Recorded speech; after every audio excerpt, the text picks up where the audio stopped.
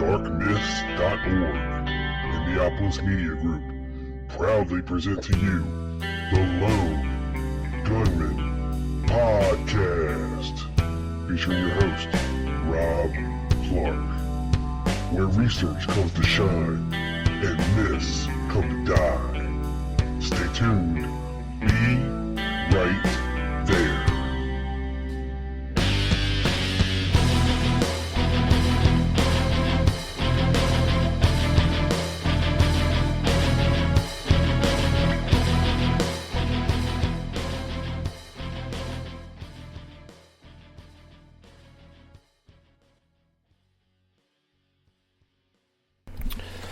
What's up, everybody, and welcome to the show. This is episode number 177 of the Lone Gunman Podcast, and I'm your host, Rob Clark, welcoming you to the show on this 57th anniversary of the death of our beloved 35th President, Mr. John F. Kennedy. And today we're going to be looking at reflections on the assassination 1 year after. These all took place in 1964, and it's going to be from people like Abe Zapruder, Marina Oswald, Amos Ewan, Roy Truly, A.C. Johnson, Warren Reynolds, Mrs. Tippett, Marguerite, Ruth Payne, Jack Ruby, Dr. Perry, Dr. Carrico, Father Huber, Sergeant Dean, and Governor John Connally. I just figured it'd be appropriate to take an interesting look at what these folks thought about the assassination anniversary a year after it happened. And here we are 57 years after it happened. But before we do, let me just touch base with everybody. Had a lot of feedback from the last show with Fred Litwin and his book on the Trail of Delusion. About Jim Garrison's case against Clay Shaw. And I understand, people always get a little testy when I have lone nutters on the show. But I do it for a reason. I think everybody should have a voice in this, and whether you agree with them or not, when they've spent much time researching things and compiling documents, and like I told Fred on the show, it's hard to argue with documents. And his first book may have been full of his own opinions and speculations, and maybe he got a lot of stuff factually wrong, but the second book, I thought, was well researched and put together very well. So, and Fred is somebody that I can actually have a conversation with, be civil with, and it doesn't have to turn into a yelling and pissing match, which is not what I want for the show whatsoever. This is where you have a voice, So I was asked by somebody to have somebody from the pro-Garrison side of things. And I will be working on that in the coming weeks, to have, the pro-Garrison version of things.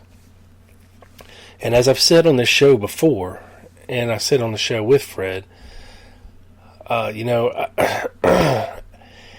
think, the Garrison case was invaluable when it comes to research into individuals, and more documents, more interviews, more grand jury testimony from witnesses.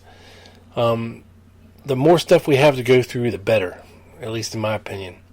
Because you can always gauge it against their Warren Commission testimony, the HSCA testimony, their various statements through the years. And it always adds to the collective research material that is available out there. I think the problem with Garrison's case, in my opinion, and I totally agree with Fred, that as soon as David Ferry died, he should have just pinned it on him as much as he could and moved on. I think with Clay Shaw, he's grasping at straws. When you say, okay, he worked for the CIA. Well, he was like a lot of prominent businessmen who traveled the world a lot. He was a CIA contact agent. He basically would offer to be debriefed on, say, if he traveled to Turkey. I'm sure the CIA had some questions about things going on in Turkey, how they did business, how this was, how that was. It's eyes on the ground. It's boots on the ground. It's eyes on the streets. Under the guise of a business person. Not necessarily with any quote unquote ties to, the CIA officially. And this was in the 50s, folks. It wasn't like Clay Shaw was doing this all the way up until 1970. That alone does not make him a plotter in the assassination of JFK. And when you when you boil what the actual evidence is, when it comes to Clay Shaw being involved in the conspiracy, you don't really have much. It surprised me if you actually look into how Jim Garrison would prep his witnesses, how he drugged them with sodium pentothal, how he coerced and threatened some of them. You can make a case, and I think Fred did, that towards the end, Garrison was on the wrong track. And he really, really went after this guy, Clay Shaw, and made his life a living hell until he died. You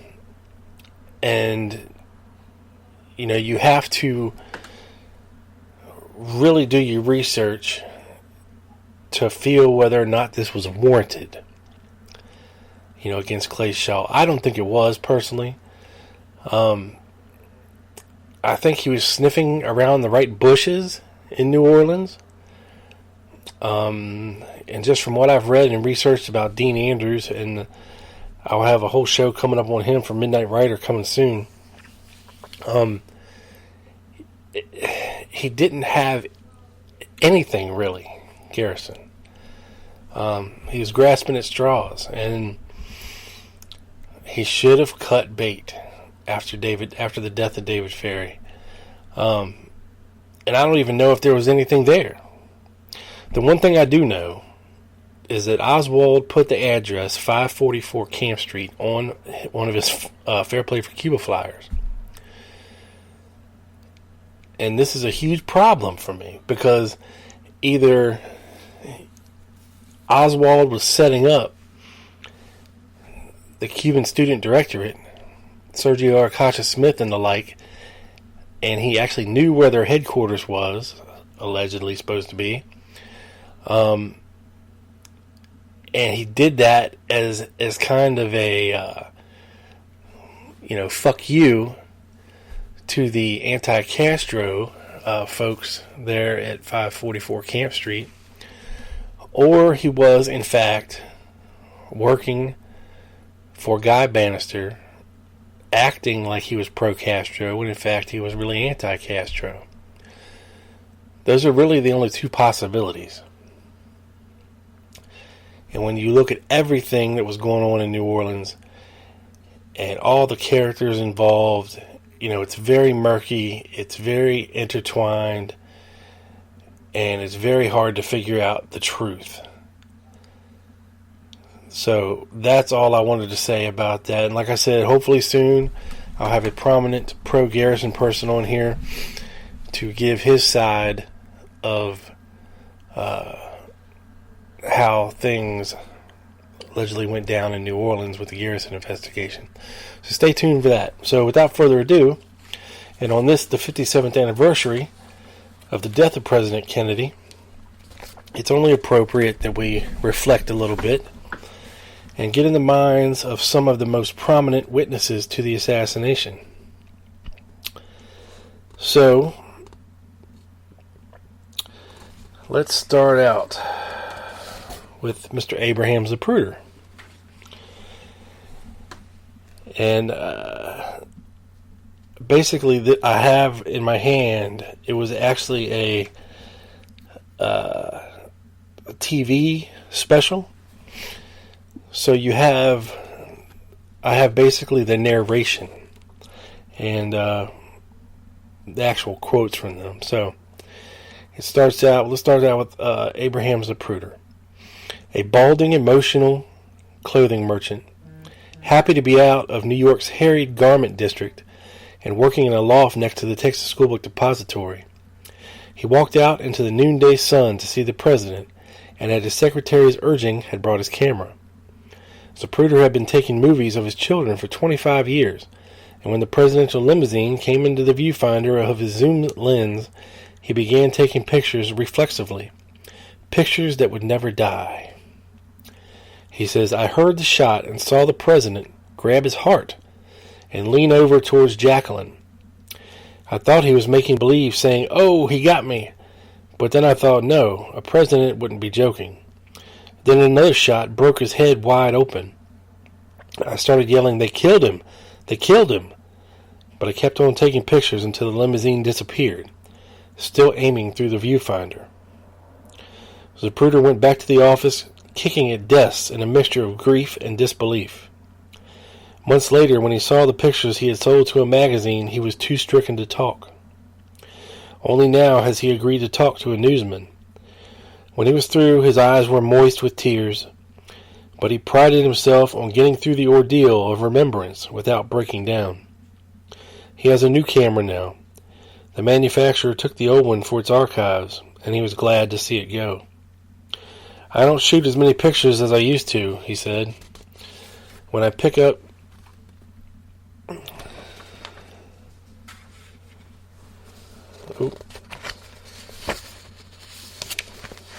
the camera now, I don't get as much joy as I used to out of it. And that is Mr. Abraham Zapruder.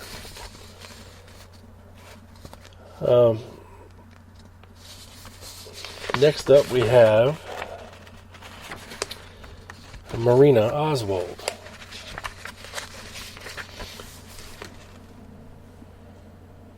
For Marina, however, life is a Cinderella break compared to the cheap apartments and beatings she knew a year ago. She lives in a modern 3-bedroom brick house in a Dallas suburb. It is air-conditioned, has modern appliances including the washing machine Lee Harvey Oswald had promised her the night before he shot John Fitzgerald Kennedy. She is enjoying a life her saturnine husband denied her. She wears lipstick now, frets over hairdos like any 22-year-old, buys stylish clothes from the famous Neiman Marcus store, likes beer and the cigarettes her husband once slapped her for smoking. She has periodic dates at the Music Box, a dimly lit private club near downtown Dallas that offers drinks and dance music and the gaiety of fun-seeking young people. She will chat in passable English about how she likes life in Texas and about her 2 blonde little daughters on whom she dotes.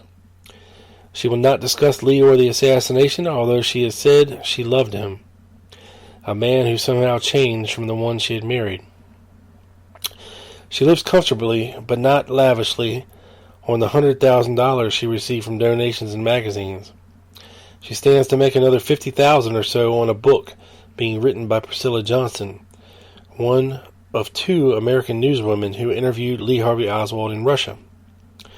She is not unaware of her monetary potential. She became furious at a Dallas newsman for releasing her husband's Russian diary. She could have made $100,000 from it if she had sold it instead of the fraction of what she did receive for it. I have 2 children to look out for, she told one man. I must make a little money. If Marina Oswald is wary of those who would treat her as a property and not a person, she is enjoying the company of those who are showing her a life she could only have dreamed of a year ago. Black, she said, a man who has been close to her is not Marina's color. Let's move on to Amos Ewins, now 16. A schoolboy who went with friends to the end of the motorcade route because he thought they could get a better view than in the crowds of downtown. He saw the president fine, and also saw a rifle being withdrawn from the 6th floor of the depository. Ever since, the phone has been ringing at the Ewens' home. Often, it is a man with a heavy voice saying, "Amos better be careful with what he says." I have a complete copy of what he told police. "I got a phone call just last week," said Amos's mother, Eva.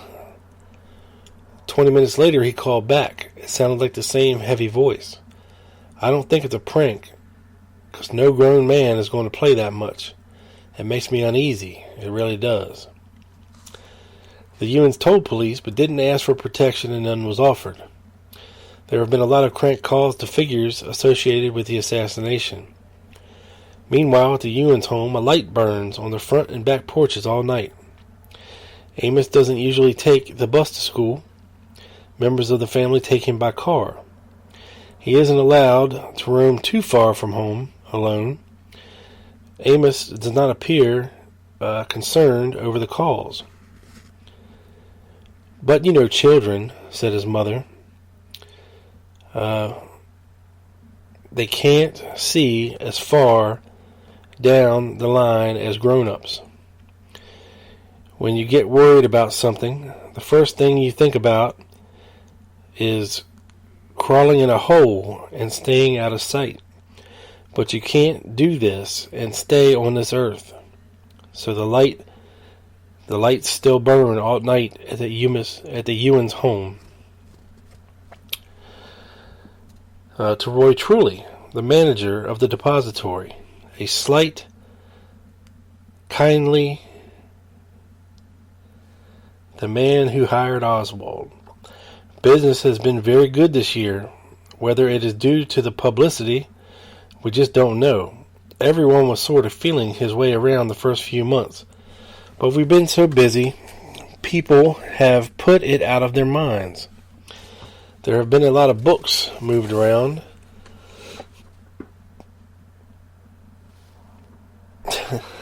Okay, I guess that's it for him. We move on to A.C. Johnson, a lanky, shuffling Texan who was Oswald's landlord at the rooming house on Beckley. Threatening phone calls, warning him not to talk, got so bad he lost his housekeeper, Mrs. Earlene Roberts, who was afraid someone might bomb the house. He got an unlisted number, and nothing has happened since. People from all over the country drop by occasionally to see Oswald's room, vacant since the assassination. It's really only a tiny alcove off the dining room, barely big enough for the bed, neatly made, a few cheap wall decorations above the bed. Why doesn't he move it out? Get rid of it? "Well, you just got to get used to these things," he said. "If I'd have been smart, I'd have made some money out of this, but you don't think about it at the time," he grinned. "The police have all Oswald's bedding still. I wish I could get it back. I might rip it up and sell the pieces. I heard they were selling strips of the Beatles sheets for $25 each." On to Warren Reynolds, a young used car salesman who gave chase to Oswald after the shooting of Patrolman J.D. Tippett. Friendly, leaning against one of his cars in the warm Texas sun, Reynolds looks unmarked until he shows you the scars on his right temple and left jaw, the marks of a .22 bullet that passed through his head. It happened last January 23rd in the basement of the little office building on his lot. A gunman who had been lying in wait fired once as Reynolds was about to flick the lights off. Reynolds staggered upstairs, the gunman following. The gunman stared at him, then fled. 2 witnesses said he seemed to have a dark complexion and carried a rifle. The only evidence is the bullet. Reynolds is lucky to be alive. Lucky? He doesn't know if the man will come back for him, or even why he came in the first place. Nothing was stolen, and you don't hold up someone with a rifle.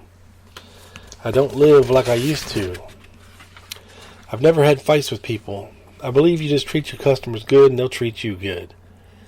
He had just given a set of tires free to a customer who said the ones on the car Reynolds had sold him were no good. The Warren Commission said in its first report it could find no evidence Reynolds' shooting had any connection with the assassination or Tippett's murder. But there isn't any concrete evidence at all one way or another except for the bullet. Any connection? I don't know. That's the worrying thing. I don't know. Nobody knows. It's so weird. Agreed, Mr. Reynolds. Let's move on to Miss Marie Tippett, mother of 3, widowed by Lee Oswald and his dash to somewhere. She is rich now, but she would rather have her husband back. Just last month, the money she had received from people the world over was distributed by the court. Prior to that, she had been getting by on her police widow's pension of $225 a month. The court gave Mrs. Tippett a check for $312,000. Another $330,000 was placed in trust for her 2 boys, 14 and 5, and daughter 11.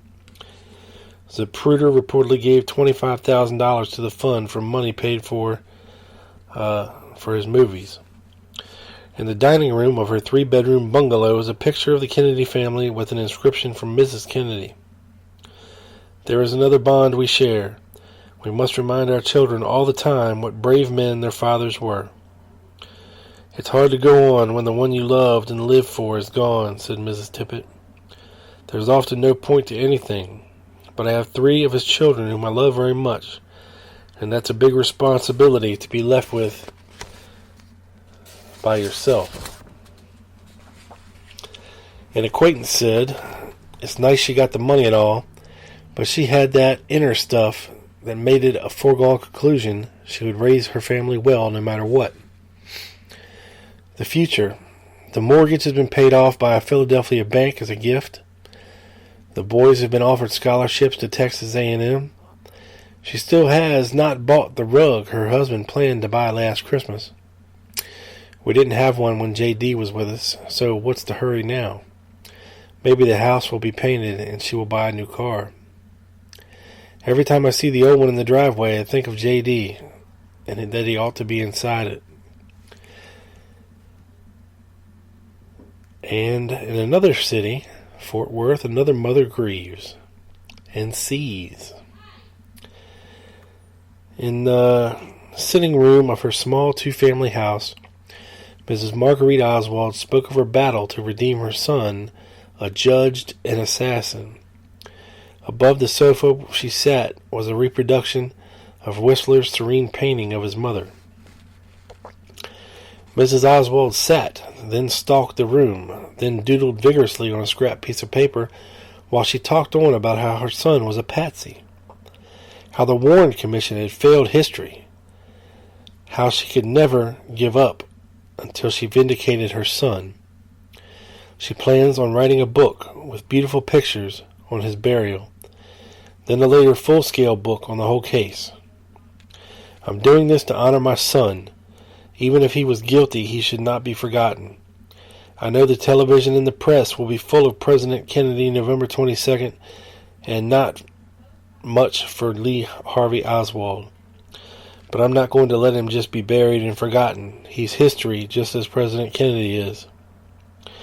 Why should he have as much sympathy for me as the President's family? After all, my son was murdered.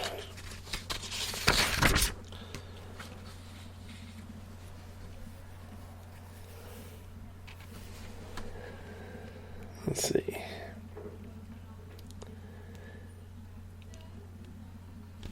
So he hit his wife. She came over here and started smoking, wearing lipstick, getting Americanized so fast, running around, so he slaps her down. I admire that. It shows character, a good upbringing. What man wouldn't do that? Wow. I am proud Lee Harvey Oswald didn't want to take things from those Russian friends of Marina's. He wanted to support his wife himself. That shows principle. And where did he get that principle? From his mother. They say Lee Harvey Oswald threw a toy gun at a sitter when he was little. Well, la-di-da, how many little boys don't throw toys around? The commission had to have this environment business to strengthen their evidence. I am taking an unpopular position, but at least I will sleep well. If this is what I must do, I will. If anybody today or tomorrow wanted to do away with me, I would at least know I had spoken and not had my mouth closed as my son's was. My evidence, she won't disclose it until she feels the time is right, would support the fact that there was more than one assassin.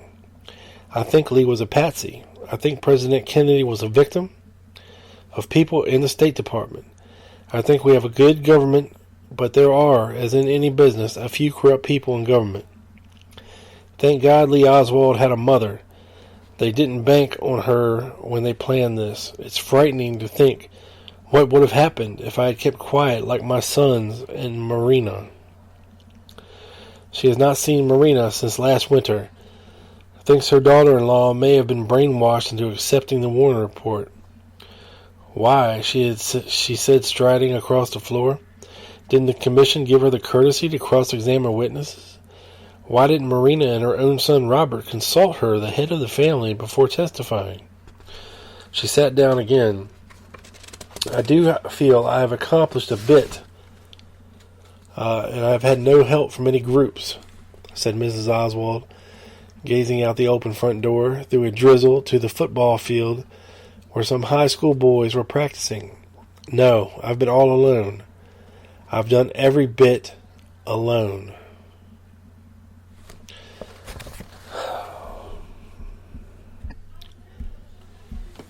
And there was another woman who knew Lee Harvey Oswald, or thought she did. Mrs. Ruth Payne is 32, tall, bright, and troubled. She is troubled because she failed to see any trace of the assassin in the sullen man who was a guest in her home, whose wife she had befriended and sheltered. She sits in the very room where Oswald once sat playing with his children and hers, and wonders if there was anything she might have done, anything. Oswald's chances to murder hung on so many thin threads, any one of which might have snapped. Suppose I had not had a birthday party the weekend before the assassination, and Marina had not told Lee to stay away. I am left with the speculation whether this tiny matter might have made a difference. The might have been's a kinder word or a closer look into the blanket where Oswald hid his rifle, perhaps a little more perception of the man who lounced almost wordlessly around the home for 6 weekends before the assassination, perhaps a little more adding of 2 and 2 of the little foreshadowings.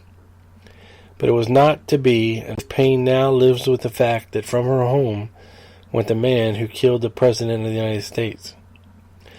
The home where her small children were now quietly coloring, where TV crews and reporters and authors offering to write her story have swarmed. A home with a pleasant backyard in a middle-class suburb, and a home where a great murder is upon it like dust that can never be swept away. She lives with it well. My feelings are very much involved, but I must live. So, for instance, I'm also involved in a neighborhood nursery. She wonders what demons drove Lee Oswald and wonders what to give the children for lunch.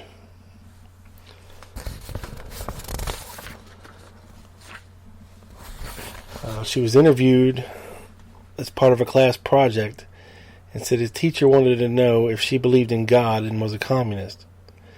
I said I certainly did believe in God, but I was not a communist and would rather have people ask than wonder. To wonder, Ruth Payne is wondering why she did not see more deeply into Oswald and has been talking to a psychiatrist. There is no usefulness in Dallas saying after the Warren report, "Oh boy, we're clean," and leaving it at that.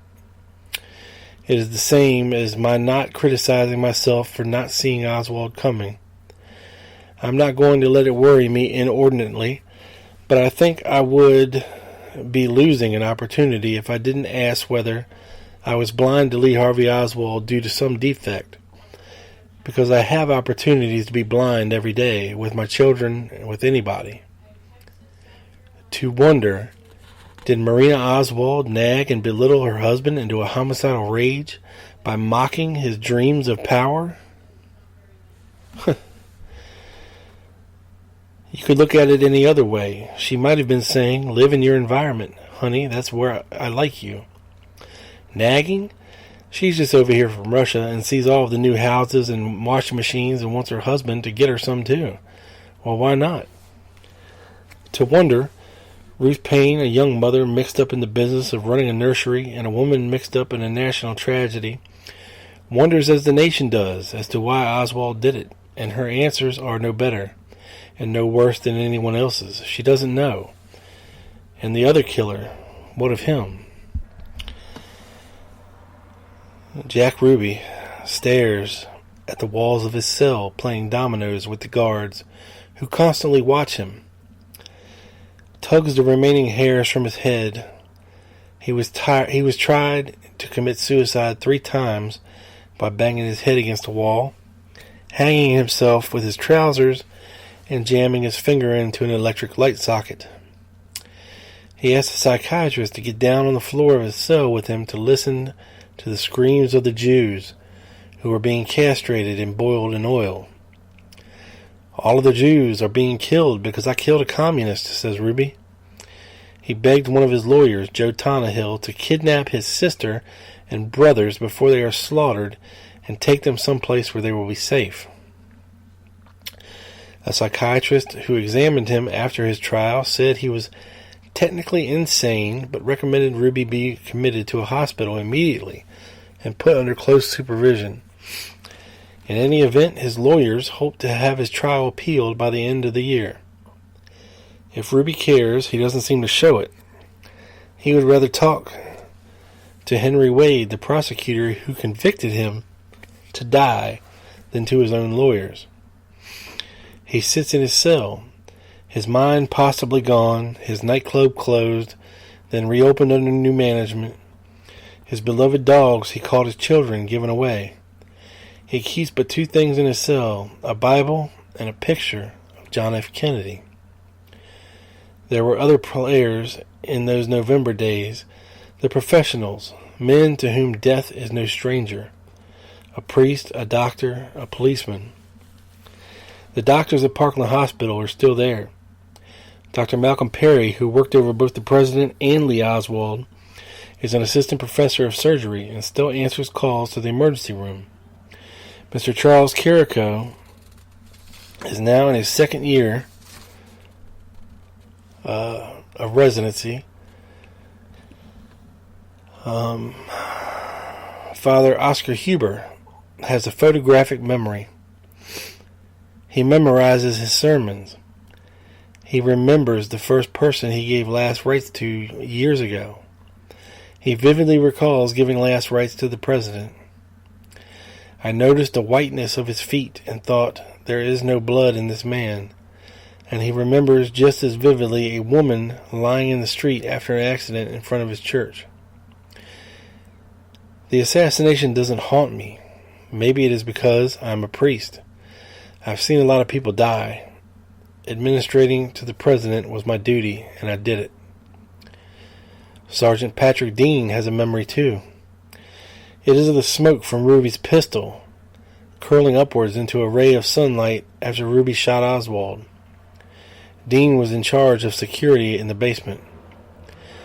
This was the biggest thing that has ever happened to me. One of the greatest men of the century is assassinated by one of the sorriest, and we goofed and let him be killed. Sure, we all still have it on our minds, but what are you going to do? Keep working. Try to be a good cop. Dean does, and it is not often that he thinks backwards and sees the smoke hazing a sunbeam. But there was another man shot on November 22nd. Although John Connolly still has trouble extending his right arm, his clasp is firm when he greets you. He appears tan, relaxed, composed. He is campaigning for re-election. There was another man shot November 22nd. Although Governor John Connolly still has trouble extending his right arm, I just read that. he is campaigning for re-election, only this time it's different. The crowds make him uneasy. They recall the crowd on another day. I'm extremely sensitive to loud noises, a car backfiring, a balloon popping. I have a very marked reaction. He has driven in several motorcades since November 22nd and does not like the feeling. He has driven down Elm Street past the book depository a number of times. I never go by without reliving this tragedy, but it is nothing you can run from. You develop a mental condition that permits you to think about it without being overwhelmed. Nonetheless, he and his wife never talk about that day. The assassination and his own near death have left other marks on the governor. I have a greater realization that you never can be sure when your time may come, and so you have little time to be shallow or selfish. I try to devote more conscientiously whatever energy and talents I may have that still have a lasting effect both on my family and the problems of this state. It's also drawn our family closer together, and it has created a desire to go off alone and think. That's why I like to go down to the ranch and just ride around on a horse or in a jeep and look at the grass. I look at the cattle, and I admire the wild flowers. Recently, the governor and his wife visited several other neighboring states and presented their governors with paintings of wildflowers on his ranch. It was a choice determined by an appreciation of beautiful things, by the magnificence of nature, a desire to give something personal. I don't know if I would have done something like that a year ago. There are some of those people, those who are also dusty and weathered, some new. Someone has pinned a blank check from the Brownfield Bank and Trust to a wreath and written on the back, to a very great man who was a very brave and good leader. A great man we should not forget. God bless his wife and children. A note from someone in Shoals, West Virginia. People have come from Mexico City, Iquitos, Peru, Lausanne, Switzerland, Garfield, New Jersey, and written their little tributes.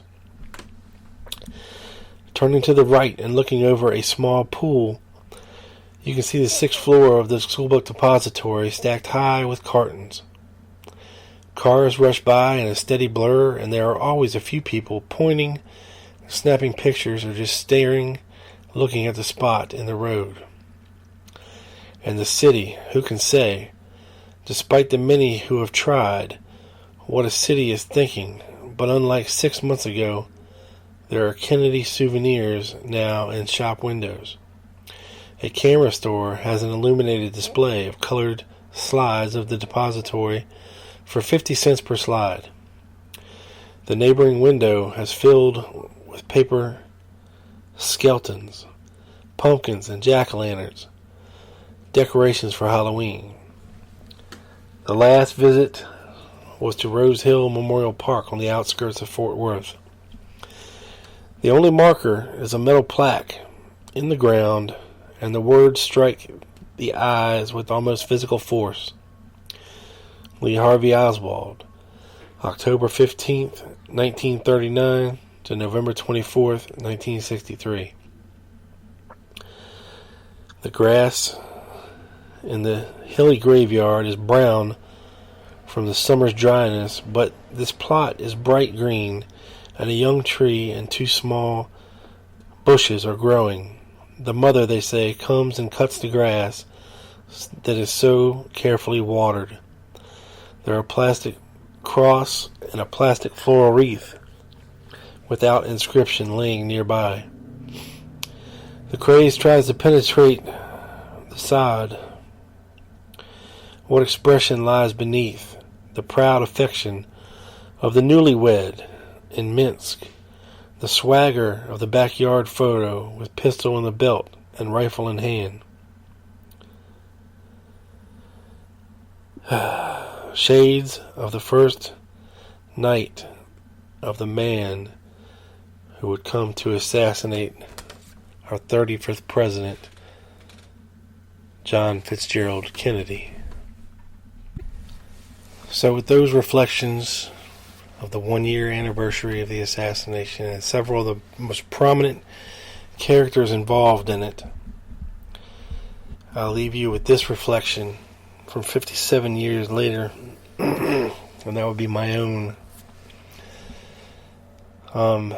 It's safe to say that the assassination of President Kennedy and the investigation herein has had a very profound impact on my life. It's hard to believe, I've been looking into this almost 30 years now, and I'm still a relatively young fella. I always get the question, why? Why does it matter to you so much? Who cares? I mean, really, what does it matter? It happened so long ago. I mean, what's it matter? Well, that's a very hard question to answer.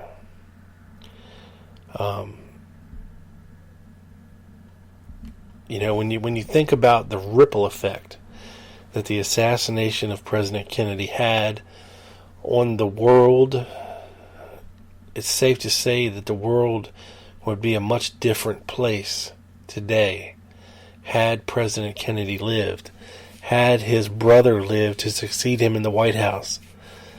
I mean, we could have had a Kennedy dynasty in the White House that lasted more than almost a quarter of a century. That would have been kind of amazing and unprecedented. And I don't think that since President Kennedy we have had a sincere president of the people who actually thought about the people first. Look at the mess we're in now. It's just unfathomable. What our political system has devolved into. It is a divided, divisive party system, and with the choices that we get boiled down to every 4 years, it seems like we're always trying to choose the lesser of two evils, or you stay with the devil you know instead of the devil you don't know. And I'm not about a political anything. I don't think that the office itself holds the power that it once did. I believe that was taken away a long time ago, when it was felt that the president had too much power. And you can best believe they make sure that doesn't happen anymore. I mean, you look at all the Senate subcommittees who were checking the CIA from just running rampant and doing whatever they wanted to do, like they do now. They pretty much have a black budget and unlimited budget to work from. They do whatever they want unchecked. I haven't seen anything from any Senate subcommittee investigating anything in the past 40 years amount to anything. I mean, I just haven't. You don't get those senators who really, really care about the direction this country is going and the effects of things. This is supposed to be a government for the people, by the people. Instead, it has devolved into a power-hungry struggle of the elite. If this type of crap was going on back in 1776, you better believe me and all the people that live in my street, in my city, my state, would go grab their guns and rise up against the tyrannical government that has become. But nowadays we're too ran down. We're too tired to care. We're too tired to go pick up a weapon and head to Washington and say, look, we're not going to take this anymore. This is not what we signed up for. This is not what we want. You know, we all have families to worry about, jobs to worry about, paying rent, making your mortgage payment, making your car payment, not being in jail or arrested for trying to espouse your constitutional rights. It's just a mess what this whole thing has turned into. And, did it start with JFK? I don't know. I just know that it is an important event in world history that I don't think happened the way the Warren Commission said it did. And it's been a 30-year trek to find the truth and get to the truth and share my views with people and share other people's views with you guys. And be able to have an honest and civil discussion about things. So, on this day of remembrance, the 57th anniversary, I would urge you to do a little introspective leanings and ask yourself why you really care so much about this assassination and what spurs you to find the truth. Is it something ingrained in our psyche? Is it a quest to be the one that breaks the case wide open? Everybody's going to have a different answer. Mine's real simple. I want the truth, and I'm not going to stop looking until I get it. Will we ever find out what happened? I don't know. We're just going to have to wait and see what the rest of these document releases have to offer, if anything. What the eyewitnesses who are still alive have to say. Hopefully before they pass on. And any more strides these great researchers that are doing, a ton of great work out there still today, find out. Do we have the answers yet? No, we don't. We don't. We have pieces of the puzzle, but we have not put that puzzle together yet. So keep searching, folks. Keep listening, and I'll still keep doing my part. And I just wanted to pop this out here today, and in remembrance of the life of our 35th president, John F. Kennedy, a very important man, I do believe. That's it for today, folks. Follow me on Twitter at TheLoneGunman7. Follow me on Swell at TheLoneGunman, at TLG Podcast. And listen to Quick Hits, damn it. Me and Doug's show. It can be heard wherever fine podcasts are listened to. Have a great day, and this do in remembrance of you. That's it. Peace. See you next time.